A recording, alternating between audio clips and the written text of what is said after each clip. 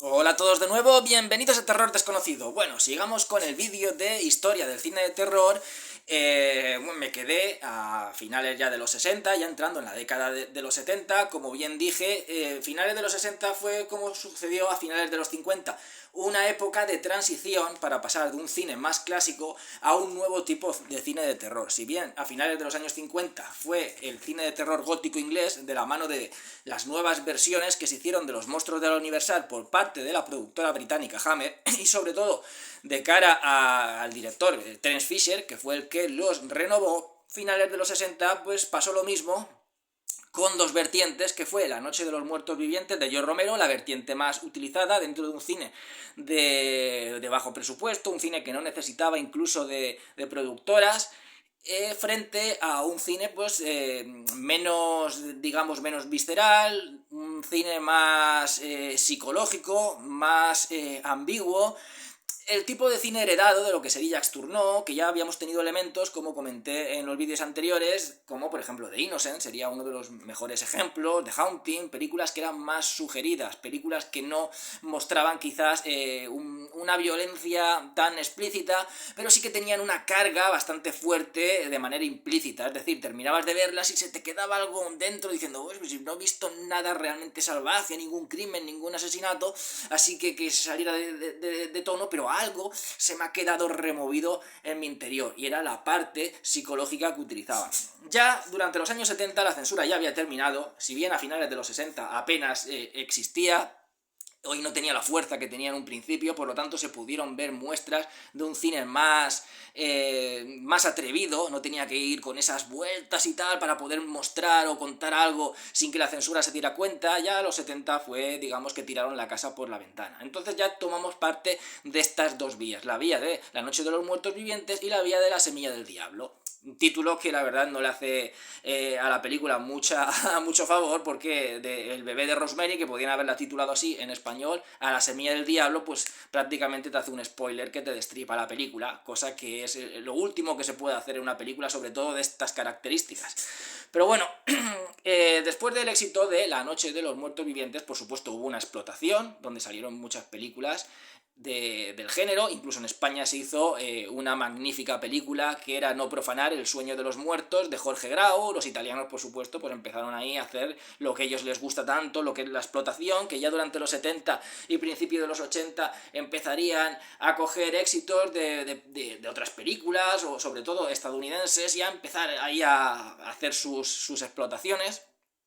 Y bueno, se empezaron a hacer hasta que luego llegó esa segunda parte, producida por Dario Argento, que fue la película de zombie. El título original era El Amanecer de los Muertos, pero bueno, como ya he comentado alguna que otra vez, la película, el estreno en Estados Unidos se tituló de la manera oficial El Amanecer de los Muertos. Los derechos de distribución y de ganancias en Estados Unidos pertenecían a George Romero, mientras que los derechos de distribución en el resto del mundo, sobre todo en la parte europea, pertenecían a Argento. Le cambió el título de Zombie, ya que eliminó algunas escenas de la película de Romero e introdujo otras que se habían rodado que eran más fuertes, más sangrientas, mientras que la parte de Romero eliminó esas escenas tan sangrientas y dejó otras que no están en la película que trajo Argento aquí.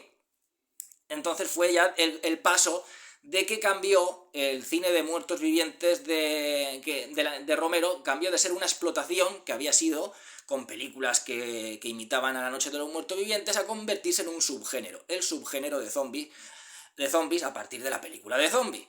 Pero aparte de eso, como digo, surgieron nuevos directores que se atrevieron a hacer sus propias películas sin necesidad de tener una productora, y también de meter un mensaje y una crítica social ya de una manera descarnada, a mostrar la violencia de una manera descarnada. Y pues el cine de terror abrió un montón de vías, todas ellas el camino, el que dio la primera pincelada fue la película de Romero. Por ejemplo, apareció Wes Craven con La Última Casa a la Izquierda, también una película que se autofinanciaron entre él, Sean Cunningham, que luego debutaría en la dirección años más tarde con Viernes 13, Y entonces nos mostraron ahí, por ejemplo, un claro ejemplo de lo que sería un Rape and Revenge, una película en la que todo gira en torno a una violación y una venganza después de la violación. Es decir, un subgénero que se creó a partir de La última casa a la izquierda y que luego tuvieron pues otros ejemplos como Escupiré sobre tu tumba, que en España se tituló La violencia del sexo, y eran películas realmente explícitas. Ya alejadas del terror, por ejemplo, también sería la saga de películas de Charles Bronson, de Death Wish, la del justiciero de la ciudad, el justiciero de la noche, etcétera. Y eran películas que antes no se podían haber realizado, por lo menos de manera tan explícita. En esta película tenemos una violación, tenemos una vejación hacia las víctimas y un asesinato a chicas jóvenes después de haberlas violado y de haberlas vejado de manera brutal. Como digo, esa libertad de mostrar todo eso en pantalla no la tendrían, no la hubiera tenido 10 años antes, no de esa manera tan explícita. Entonces, un grupo de amigos, igual que hizo Romero con su grupito, pues creó esa película independiente que luego la podías mostrar en los festivales, alguna productora se podía fijar en ella y te la podía distribuir a nivel nacional y si tenía éxito, pues a nivel mundial. Top Hooper hizo lo propio con La matanza de Texas, Top Hooper y King Henkel, convirtiéndose, bueno, en un granito de lo que sería el cine de terror. O sea, si hay un ejemplo de visceralidad en el cine de terror de los años 70 y que ejemplifica los años 70 como la etapa, la década más visceral y salvaje del cine, es La matanza de Texas. La matanza de Texas, otra producción independiente, pues era una auténtica salvajada. Y si te pones a pensar, y ahí radica lo bien hecha que está la película, es que no es una película excesivamente sangrienta. De hecho, que ninguna de las películas de los años 70 son excesivamente sangrientas. La sangre ya empezaría ya en los 80. Pero eran películas con una violencia tan descarnada, una violencia tan realista, que en la mente del espectador parecían mucho más sangrientas de lo que realmente eran. Es decir, la escena, por ejemplo, del Garfio, en la que Leatherface engancha a una chica de un garfio de aquí del cuello, yo siempre tenía en la cabeza de que se veía el gancho atravesando el cuello, lo tenía siempre en la mente, pero nunca se ve el gancho atravesando el cuello, no se ve excesiva sangre, pero es tan ultraviolenta y tan realista lo que estás viendo en pantalla que en la mente está tan bien hecho que en la mente se te quedan imágenes que en realidad no estaban. Ya lo comenté, lo he comentado en varios vídeos, tanto esa escena como la escena de los ojos del diablo, de la semilla del diablo, del niño, que al final no se ven, pero en tu mente crees que lo has visto. En fin, ahí es donde radica el buen hacer de una película de terror. Pero también esa crítica. Si bien George Romero abrió la puerta, abrió el melón a poder criticar al ser humano en sí, como ser humano, ya no estamos hablando de una institución como era la iglesia en la Hammer, o como podría ser la alta sociedad de un país o una nación, sino que estamos hablando ya del ser humano en general. Ahí puedes criticar lo que quieras, criticar el racismo, criticar la homofobia, criticar un montón, tienes un montón de vías al propio ser humano en sí y a su naturaleza. Entonces, La matanza de Texas era una crítica directa ya a Estados Unidos, o sea, se atrevía a criticar al propio país, a su propio país, a Estados Unidos, haciendo, digamos, una apología canibalesca y brutal de lo que es el capitalismo. Tenemos esa familia de caníbal sería como una especie de representación de lo que fue en su día Estados Unidos. Las zonas rurales, las zonas despobladas de Estados Unidos, donde todo el mundo se ha ido, prácticamente todo el mundo se ha ido a las grandes ciudades, que es donde está el trabajo, se han quedado pues prácticamente despobladas, sin trabajo, donde la gente lo está pasando muy mal y es como si fuera otro mundo dentro del nuestro. Ahí es donde cogió fuerza la American Gothic, que ya comenzaría con Psicosis, y es el mostrar, digamos, que personas que son muy diferentes, pero todas del mismo país. Es decir, presentas a varias personas que son del mismo país, pero parecen de países diferentes.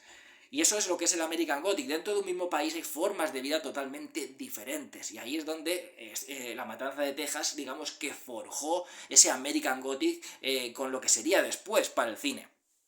Entonces teníamos a ese grupo de chavales jóvenes que representan la ciudad, representan la América moderna, la libertad, el progreso, el capitalismo que se ha ido ahí. Pero el capitalismo que ha abandonado a estas familias de las zonas rurales. Y ese capitalismo que han perdido en pos de esa nueva juventud quieren recuperarlo, están hambrientos de capitalismo, están pasando hambre, lo están pasando mal por culpa, no de estos chavales, ellos no tienen culpa, pero sí de las ciudades donde viven, sí del conjunto que representan. Entonces es el antiguo capitalismo, la antigua América intentando recuperar su puesto y devorar a la nueva América, devorar y conseguir el nuevo capitalismo, que en realidad es un afán de más, de devorar, pues arrebatar ese capitalismo a quien los tienen, que son estos chavales. Es una crítica muy fuerte que va mucho más allá de una película extremadamente salvaje y pesadillesca dentro de un realismo visual. Las colinas tienen ojos también, de Wes Craven, sería semejante en ese aspecto. También una película que ahí entraría dentro de lo que sería el survival, si bien era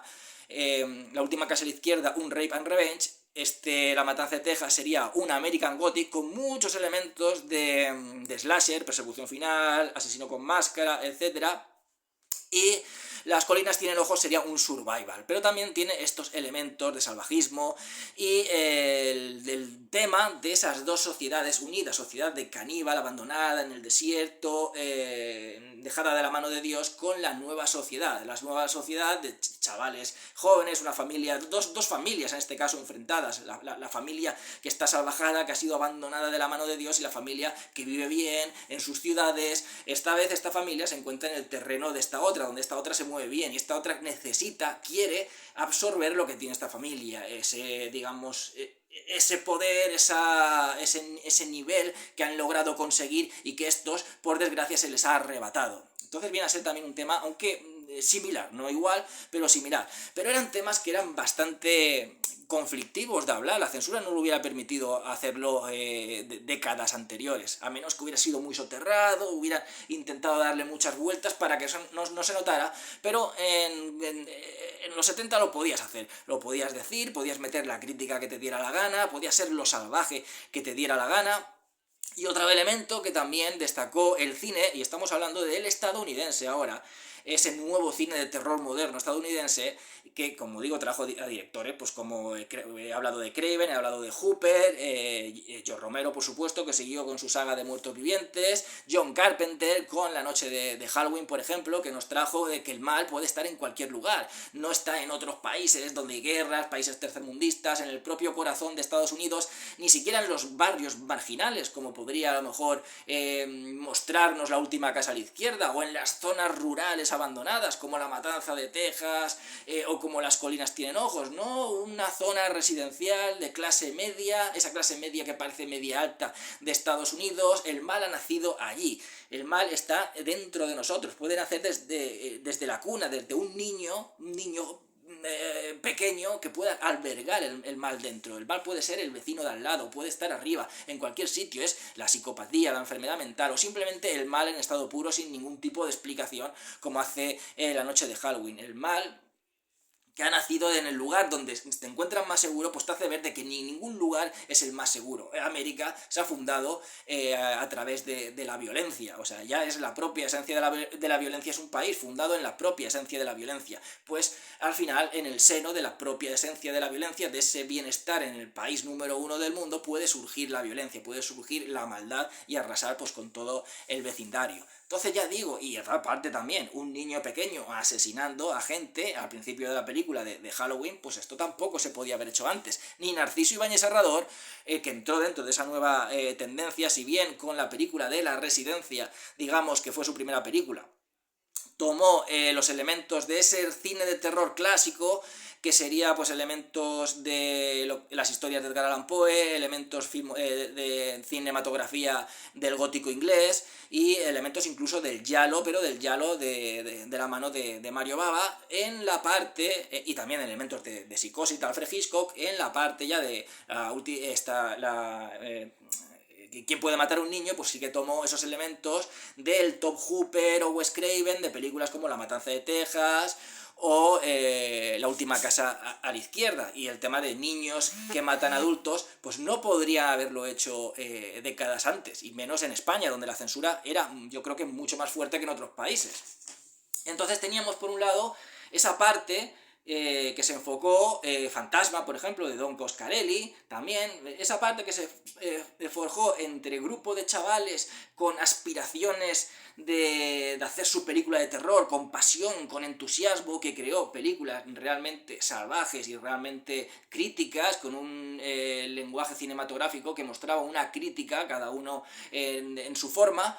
Y luego salió también otra variante, que fue la que dejó La Semilla del Diablo, que trajo, por ejemplo, películas como El Exorcista. La Semilla del Diablo mostró de que el cine de terror había que tomárselo en serio, sobre todo ya cuando a principios de los 70, finales de los 60, principios de los 70, estaban habiendo películas que llenaban los cines, películas que eran realmente aclamadas por público y crítica. Entonces un cine de terror que, salvo algunas excepciones, siempre había sido un poco denostado por los críticos, cosa que no debería haber sido nunca así, ya que es el tipo de cine que más elementos, tanto narrativos, cinematográficamente, como de crítica social, han aportado a lo largo de la historia. Pero bueno, siempre por los críticos pues han estado ahí un poco como reacios, pues habían dado cuenta, tanto críticos como productores, de que había ahí un alto potencial. Entonces, después de La Semilla del Diablo, dijeron, pues vamos a hacer algo aquí que sea una película hecha para los Oscars. Ya habían sido algunas películas nominadas a Oscars, incluso alguna se llevó un Oscar. Creo que la primera fue la del, si no me equivoco, la del hombre y el monstruo, la primera adaptación del Dr. Jekyll y Mr. Hyde, de Robert Mamoulian.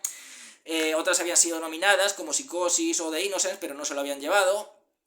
Entonces dice, vamos a hacer una película que sea de calidad para que se lleve Oscars. Una película que sea de terror, pero hecha lo mejor que se pueda, precisamente para lanzarla a los Oscars. La Semilla del Diablo sí, también se llevó un Oscar, pero eran Oscars a lo mejor a los mejores efectos de maquillaje, a lo mejor actriz secundaria, como es el caso de, creo que de La Semilla del Diablo. Entonces se rodó El Exorcista, una película que formó un antes y un después para el cine de terror. Era la primera vez que se hacía una película como gran superproducción, invirtiendo 12 millones de dólares de la época en una película. Nunca se había invertido tanto en una película de terror. Y una película que era enfocada precisamente a los premios de la Academia.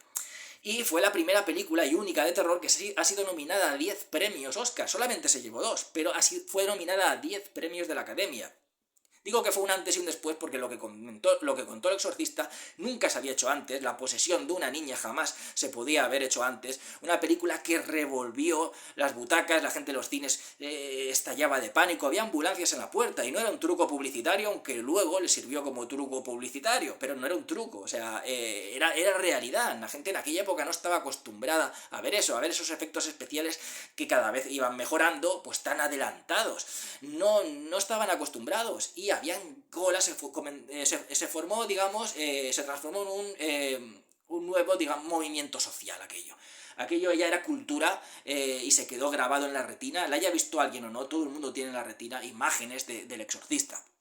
Entonces habían colas que daban la vuelta a la esquina, había gente con manifestaciones para prohibirla, gente que estaba a favor de la película, enfrentamientos entre gente que estaba a favor y gente que estaba en contra, la policía intentando pues separar a la gente para que no se peleara en las calles. O sea, eso fue un boom. Eso fue un auténtico boom, la iglesia yendo en contra de la película, diciendo que esta película era algo diabólico y tal. Luego también los accidentes que hubieron, que se convirtió en una de esas películas malditas, de accidentes y extraños sucesos que sucedieron fuera del rodaje, que no fue la única, anteriormente ya había sucedido con La Semilla del Diablo, posteriormente con La Profecía o la trilogía de Poltergeist, pues ayudaron a levantar lo que es la película a un aura que se quedó ahí por encima y se quedó, como bien dice mi amigo Javier, como el barómetro en el que se miden todas las películas de terror, incluso actuales. Es la película más terrorífica desde El Exorcista. No ha habido nada igual desde El Exorcista, siempre desde El Exorcista, desde El Exorcista. Fue un auténtico hito, la película de terror más taquillera de la historia, solo superada muchísimos años después por este remake de It de Andy Muschietti, pero si tenemos en cuenta la inflación monetaria, aún sigue siendo la primera película de terror más taquillera. Entonces eso pues fue gracias al éxito que tuvo La Semilla del Diablo, y gracias al éxito del Exorcista luego se pudo hacer otra obra maestra que fue La Profecía de Richard Donner. Entonces abrió otro melón que quizás no abarcó tanto, pero ya digo, pues el tema de que siempre se ha invertido menos presupuesto, siempre ha ido el cine de terror más por el bajo presupuesto que por el presupuesto alto, pero gracias al Exorcista se empezaron a invertir en películas con una cantidad de dinero que antes no se había visto. Entonces, gracias al Exorcista, pues estuvo Alien el octavo pasajero, estuvo El Resplandor, estuvo Poltergeist, Un hombre lobo americano en Londres, películas que necesitaban de una mayor producción, de una mayor tela, de más dinero que antes no hubieran contado. Dame 12 millones para hacer una película de terror. No, en la vida contarían con ese presupuesto.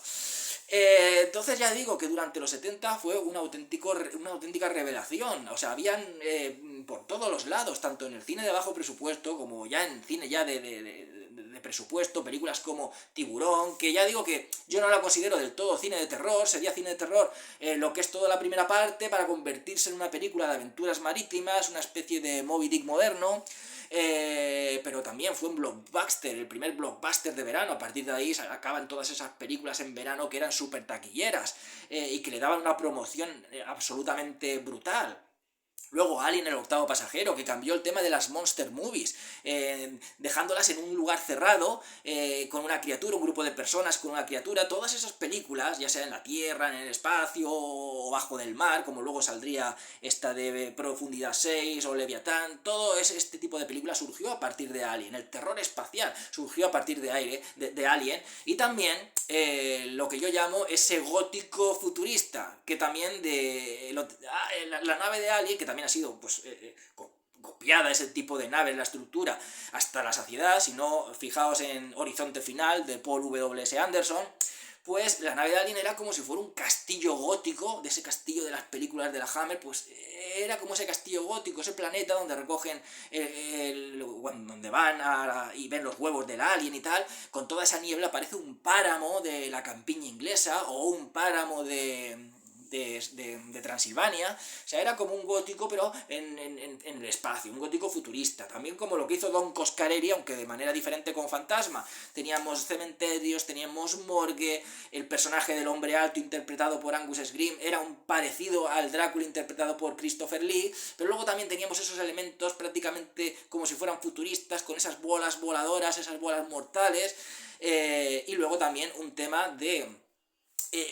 tema onírico quizás y de estructura narrativa y visual muy parecido a Suspiria de Dario Argento, y ahora comentaré esto. Y después Fantasma de Don Coscarelli fue inspiración para Pesadilla en Elm Street de Wes Craven. O sea, los 70 fueron brutales. Y estamos hablando solamente del cine de terror estadounidense, que como digo, estaba también por ahí el europeo. Los ingleses, por un lado, ya la Hammer intentaba amoldarse a los nuevos tiempos, pero nunca llegaban a despegarse de lo que era ese terror gótico. O bien porque contaban siempre con el mismo equipo técnico, que intentaban siempre adaptarse a ese nuevo cine de terror, pero no lo llegaban a conseguir. Y aunque tuvieron muestras muy buenas, aún seguían teniendo muestras muy buenas, digamos que no fue la mejor época, fue poco a poco yendo para abajo. Igual que los 40 era la época en que empezó el declive del cine de terror de la Universal, los años 70 lo fue para la Hammer.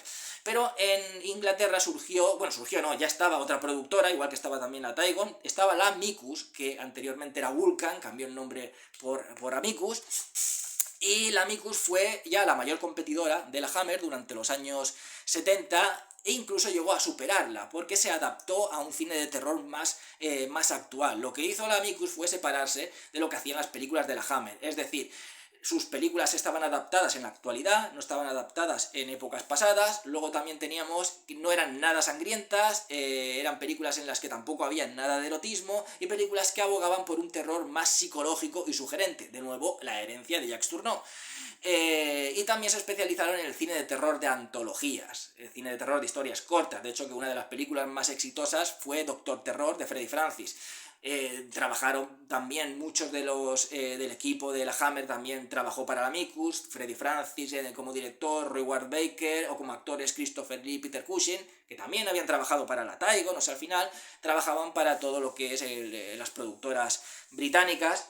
Entonces digamos que la Amicus también adaptó esos cómics de la EC de los años 50, de Historias de la Cripta, que luego en los 90 tendría su versión de serie televisiva, El Baúl de los Horrores. Todos esos cómics de Bill Gaines pues fueron adaptados en dos películas. Condenados de Ultratumba se tituló en España, el título original era Historias de la Cripta, y El Baúl de los Horrores.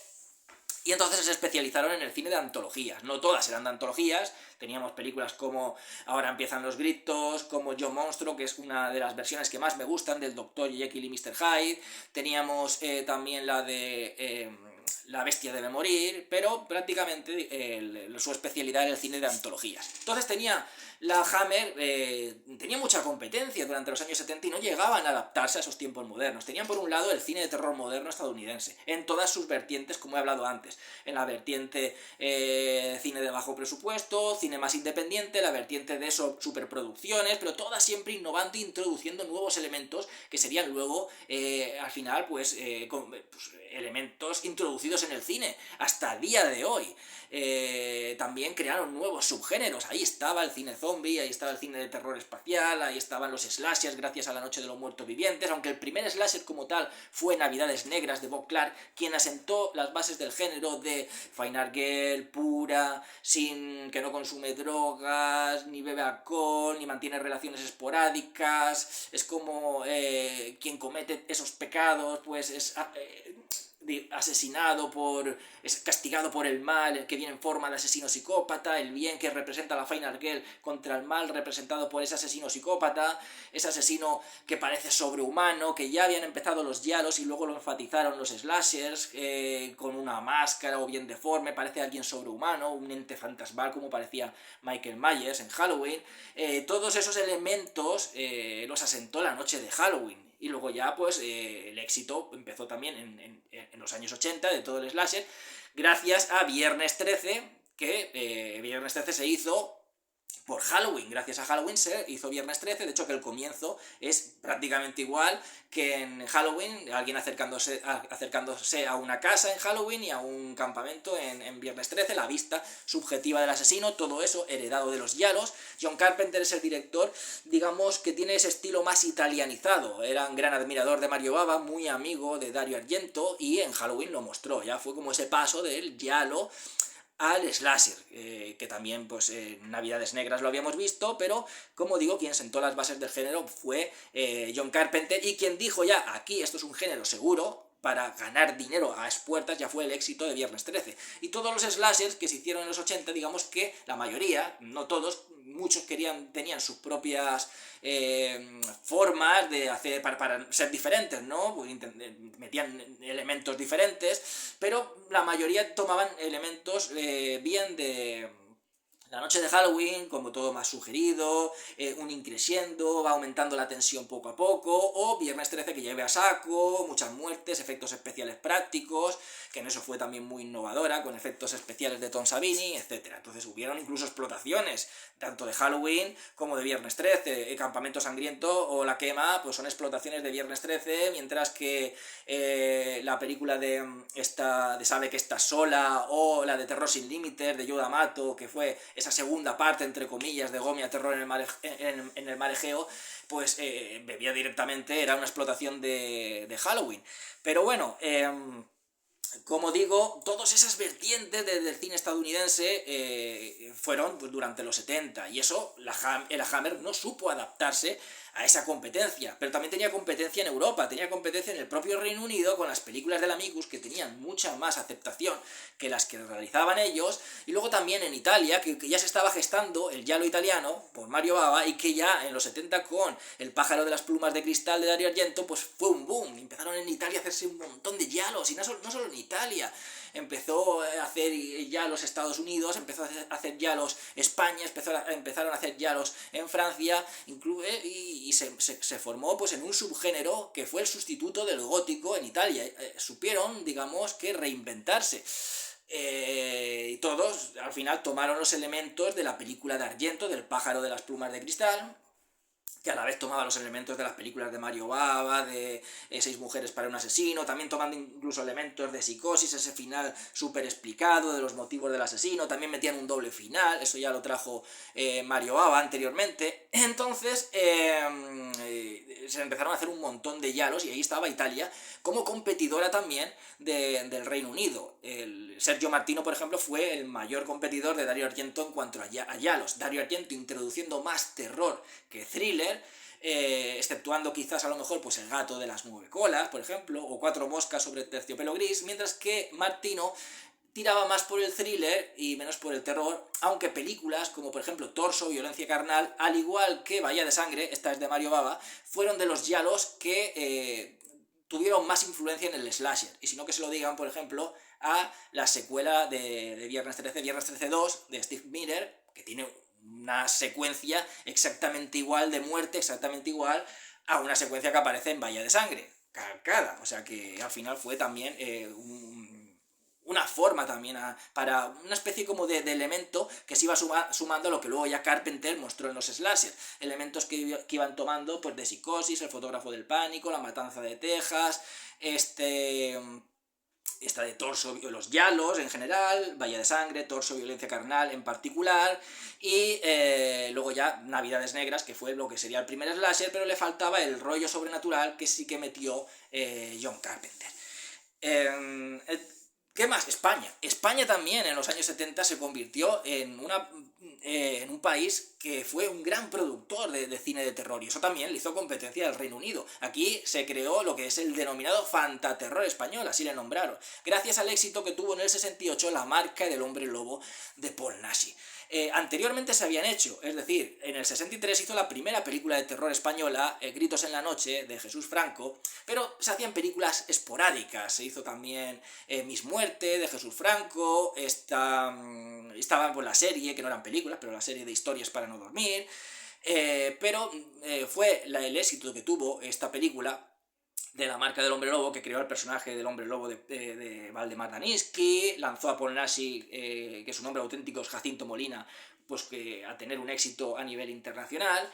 Entonces, bueno, pues de ahí surgieron un montón de películas de terror que se hicieron durante todos los 70, pero a mansalva. No tenían un estilo propio, como sí tenían los italianos, como sí tenían los ingleses, picaban un poco de todo. Si bien Paul Naschy picaba del cine de terror de monstruos de la Universal, más de la época de más serie B, de los años 40, donde mezclaban monstruos, vampiros, hombres lobo, etc.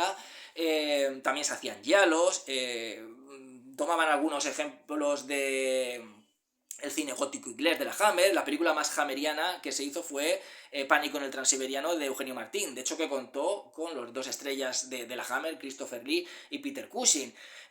Tomaban elementos del gótico italiano, Jesús Franco tomaba del neo-noir francés, también algunos elementos visuales de lo que sería el cine de la Universal o del gótico italiano, en fin, y cada uno pues creó su propio estilo y se hizo ahí como un pastiche al que se le denominó fantaterror español, y surgieron directores, bueno, pues como digo, Narciso Ibáñez Serrador, Jesús Franco, que ya estaban ahí previamente, Eugenio Martín, Amando de Osorio, con la tetralogía de Caballeros Templarios, que son digamos que los personajes de terror típicamente españoles, son los muertos vivientes nuestros, españoles. ¿Qué más también? Estaba León Klimovsky, o sea, salieron un montón de nombres dentro del panorama de terror español. Y todo eso, como digo, pues al final hizo que la Hammer, pues a finales de los 70,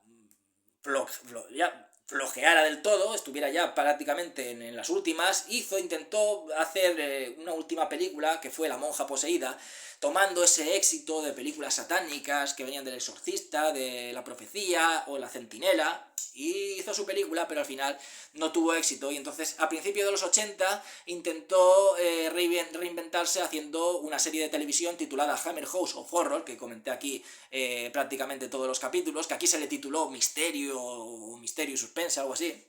Pero bueno, al final no tuvieron éxito, cerraron, hasta que a mediados de los 2000 un grupo de chavales compraron la productora y volvieron a abrirla, pero bueno, ya no se sabe nada de la nueva Hammer. Entonces la Hammer desapareció. Todo el éxito que tuvo la Miku, pues también a finales de los 70 empezó la cosa a decaer, y a los 80 desapareció. El fantaterror español también tuvo su época buena durante los 70, a finales de los 70 ya empezó la cosa a decaer, y durante los 80 intentaban levantarlo personas como Paul Naschy, Jesús Franco, Juan Piquer Simón o José Ramón Larraz, pero tampoco lo consiguieron. Intentaron levantarlo varias veces, a mediados de los 90 también, tanto Jesús Franco con Killer Barbies como Paul Naschy con Licántropo, el asesino de la luna llena, intentaron levantarlo, pero no lo consiguieron. Y luego, bueno, pues ya vino que si los slashers que venían después de Scream, o las películas de la Fantastic Factory, intentaron levantar el cine de terror en España, pero bueno, salvo, siempre ha estado por ahí, siempre se ha hecho películas de terror aquí, pero ya no es el boom nunca que tuvo en los años 70, por eso hice el vídeo de qué ha pasado, ¿no?, con el cine de terror en España.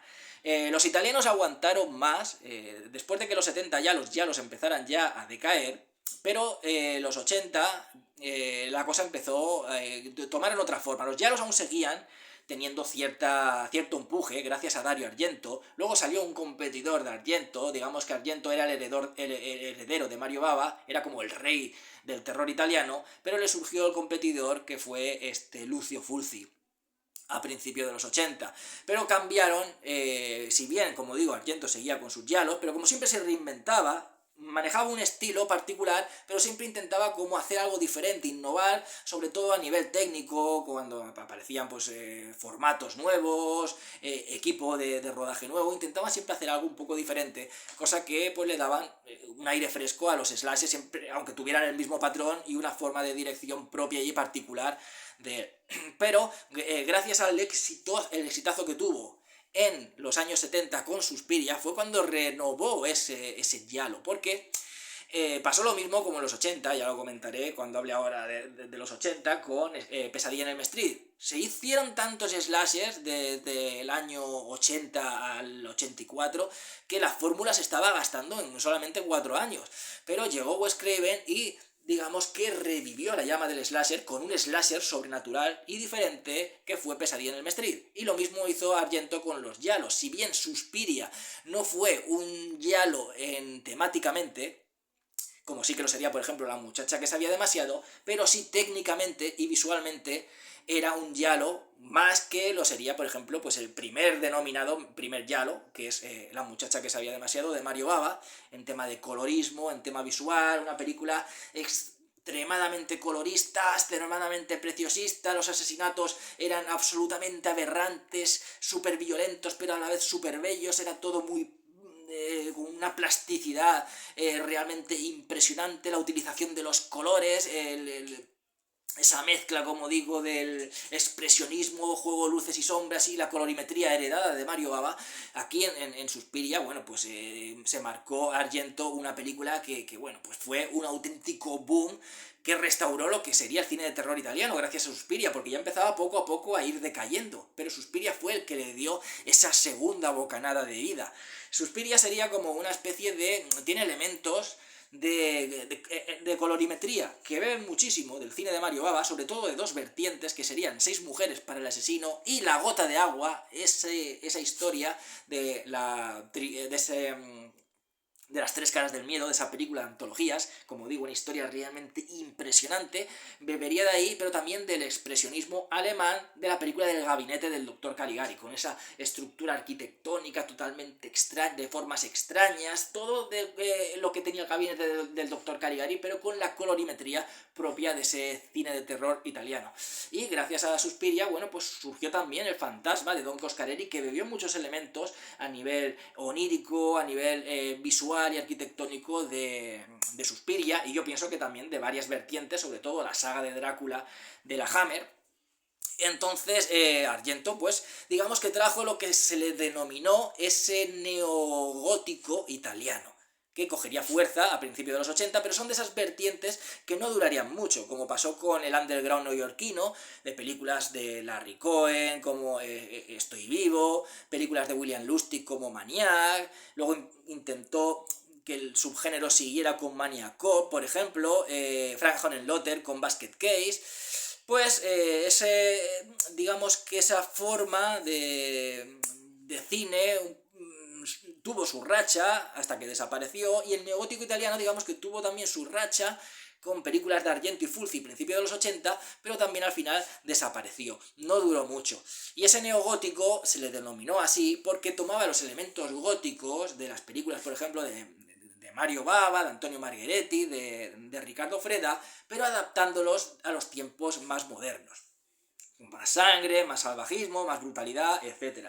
Pero al final lo que buscaban era que daba igual la coherencia, daba igual el argumento, era pues como mostrarte una pesadilla, haciéndola lo más bella que se pudiera hacer. Argento era más estético, Fulci digamos que era como más grotesco, más bizarro, pero ambos elaborando mucho los crímenes, intentando que, digamos, que fueran en parte como hipnóticos o incluso bellos, ya digo, dentro de lo grotesco en Fulci y lo estético en Argento, y al final pues crear a través de imágenes y sin necesidad de un argumento excelente, unas interpretaciones excelentes, a través de esas expresiones de los personajes, de esa atmósfera recargada con esas luces, esas sombras o ese colorismo, pues mostrar a la gente, crearles una emoción en su interior. Entonces era el neogótico italiano, que tuvo pues su fuerza a principios de los 80, con sobre todo la segunda parte, que iba más con el tema del gótico, de la segunda parte de Suspiria, Inferno, que la dirigió entre Argento y Mario Bava, pero Mario Bava no estaba acreditado, le pasó lo mismo que con los vampiros. La última película acreditada de Mario Bava fue Shock, pero en realidad fue esta de Inferno. Lo tuvo como ayudante de dirección, como director de fotografía y ayudante de dirección, pero tampoco estaba acreditado ni como eso, Mario Bava. Sin embargo, la película, hay tramos que los dirigió Mario Bava y se nota. Esos tramos un poco más barrocos, con ese tipo de colorismo más propio de Mario Bava, no esos colores tan chillones como sí que los utilizaba Dario Argento en Rojo Oscuro y sobre todo en Suspiria. Entonces toda esa parte de escenografía, algunos movimientos de cámara y de colorismo era más propio de Mario Bava, ahí se nota la parte de Mario Bava. Los asesinatos y algunos movimientos de cámara sí que eran propios de Argento. Y luego tenemos también, por ejemplo, Miedo en la ciudad de los muertos vivientes, de Lucio Fulci, que junto con el productor y guionista Dardano Sacchetti, el creador de efectos especiales Gianetto De Rossi y el compositor Fabio Frizzi hicieron sus mejores películas, y fue cuando tuvieron más éxito a principios de los 80, gracias al éxito que venía Lucio Fulci con Zombie 2, Nueva York bajo el terror de los zombies, que tuvo ese pique ahí con Argento por el tema del título, ser como una especie de... como le ponen Zombie 2 cuando en realidad no es ninguna secuela de la película de Zombie. Pero bueno, entonces Miedo a la ciudad de los muertos vivientes, El más allá, que sería una especie como de explotación, pero con un estilo muy propio y muy particular de Lucio Fulci. Es la película más Fulci que te puedes echar a la cara. Aquella casa al lado del cementerio, pues trajo ese neogótico a las pantallas. Pero bueno, después del fracaso que tuvo tanto Inferno como El más allá, pues la cosa empezó a decaer, y ya digo que fue una vertiente cinematográfica que, al igual que el underground neoyorquino, no duró mucho. Entonces, ya digo, en los 80 los italianos estaban aguantando, Mario Bava tenía bajo la manga, porque después del fracaso de Inferno, logró remontar un poco con Tenebre y Fenómena, pero después fracasó con Ópera. Entonces él bajo la manga pues tenía a un jovencito, tenía dos ases bajo la manga. Tenía a Lamberto Bava, hijo del gran Mario Bava, que ya había trabajado como ayudante de dirección en alguna película de Mario Bava, en la de Shock y en alguna de Dario Argento. Y tenía a Michele Soavi, que había trabajado como actor secundario en películas pues de Argento, de Mario Bava, de Lucio Fulci.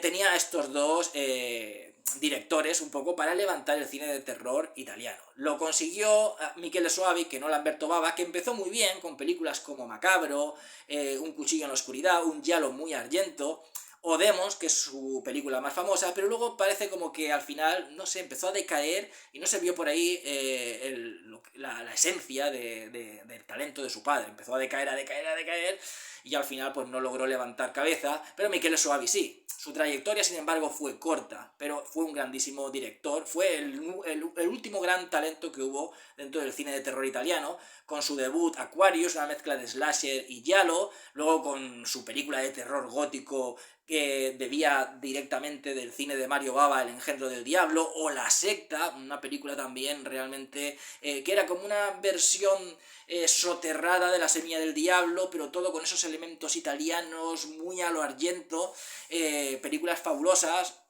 Del amor y de la muerte, esa de mi novia es un zombie, pero su carrera después se apagó, al final pues tienes que ir teniendo éxito, si no, pues al final tu carrera se fuma. Y es una pena de que no hiciera más películas, igual que es una pena de que no hiciera más películas Narciso Ibáñez Serrador, que se quedara ya en la televisión, o Cliff Barker, que lo comparo yo mucho con Michele Soavi, también tuvieron un pequeño pique de tú me copias a mí, tú no sé qué, bueno, en fin, ya lo comenté en el Cliff Barker versus Michele Soavi.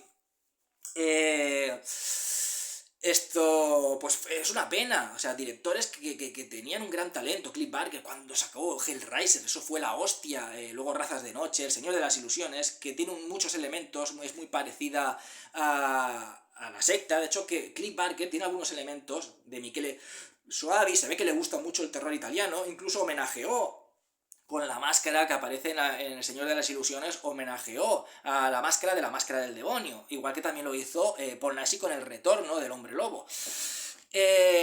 Pues al final, digamos que los 80, los italianos estaban ahí aguantando hasta el principio de los 90, donde ya se acabó el éxito. Intentó Argento su debut en Hollywood con Trauma, pero no lo consiguió, la película fue un fracaso.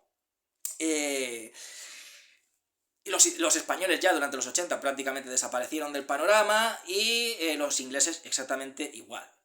Solamente quedaron los estadounidenses, que durante los 80 pues fueron los que imperaron, y el subgénero del slasher, digamos que sería ahí el número uno. Los italianos también aguantaban con explotaciones de los éxitos estadounidenses, el cine zombie también italiano y el cine de caníbales, que había tenido su grandísimo éxito con Holocausto Caníbal.